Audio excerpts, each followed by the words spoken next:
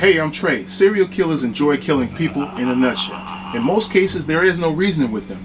20 years as a police officer, 10 of which as a detective, I had the opportunity to speak with several. This is what has motivated me to research them and start this channel. If you have any questions for me about serial killers in general or about the story, please feel free to leave the comments or questions in the comment section. I'll be more than happy to answer them. If you're ready, let's get started.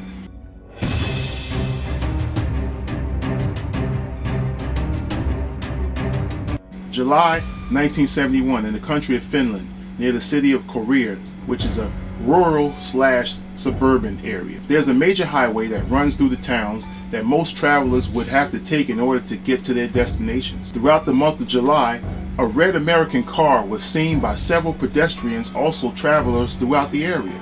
Obviously, being a foreign country, there are limited amounts of imported cars, especially in a suburban area such as this. Under normal circumstances, the people would not have noticed the car, but because it just so happened to be bright red and appear at various bus stops, petrol stations, and also local stores, it couldn't help but have been noticed. The operator had not been seen by anyone because at each location, no one ever exited or entered the vehicle. For days, the vehicle seemed to lurk everywhere it was seen.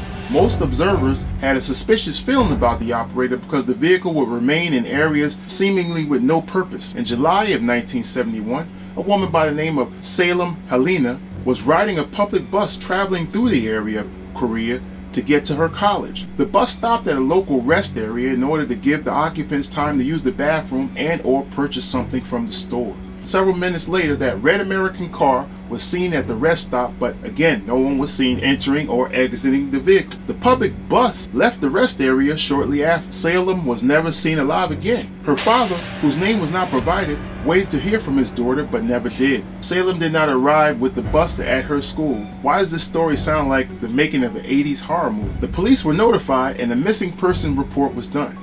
A mass search was done along the route the bus traveled with no result. The police had no evidence or witnesses. For weeks after Salem's disappearance, the red American car was seen repeatedly at various bus stops and rest stops along the route. Witnesses stated that no one was ever seen entering or exiting the bright red vehicle, so the police did not suspect that it was even involved. During the month of August, two female juveniles by the name of Anneli Rahajas and Prijo Lahore took the bus along the same route to visit a relative. They never made it to that destination. Another red vehicle was seen at the same bus stop where the girls got off the bus to use the bathroom. Although the vehicle was not American made, the color of the vehicle stood out to the witnesses in the area. Several passengers observed the girls speaking with someone that was seated in that vehicle. The passengers also noticed that the girls did not enter the bus when it departed at the rest station. Although the girls were seen talking to the operator of this vehicle, no one could say that they actually saw the girls enter the vehicle. By the way, this vehicle color was also bright red. Both girls would never be seen alive again. After several days of searching by the police, along with the relatives, no leads or witnesses were located. In the month of August, a family out picking mushrooms in the wilderness found the body of a woman and notified the police. The body was staged as if it were in a wax museum. The body was carefully wrapped in a large plastic see-through tarp. The killer covered the body neatly with newly grown moss and dirt, like as if it were a shrine. The victim's shoes were placed neatly together by the victim's feet, and also her sunglasses were placed on a stone next to the victim's head, as if she was going to get up and walk away one day. When the plastic tarp was removed, the victim's eyes were staged to be wide open, similar to a store mannequin. The victim was identified as Salem Helena.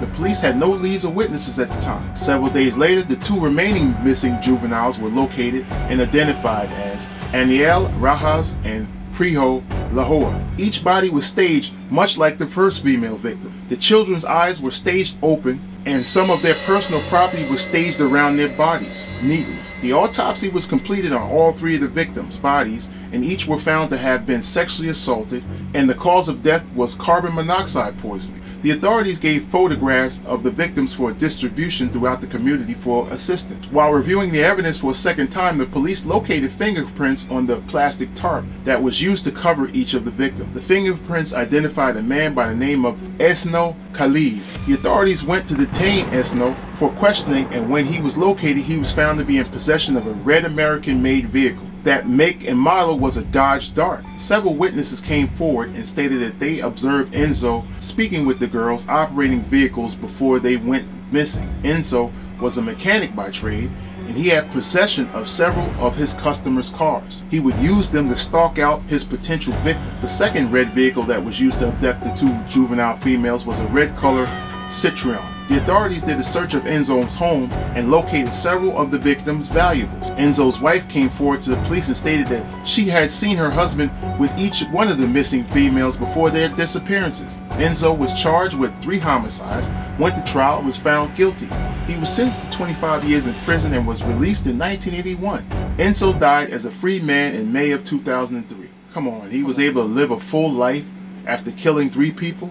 Where's the justice? If you enjoyed more stories such as these, please feel free to hit one of the other suggested videos. God bless and stay safe.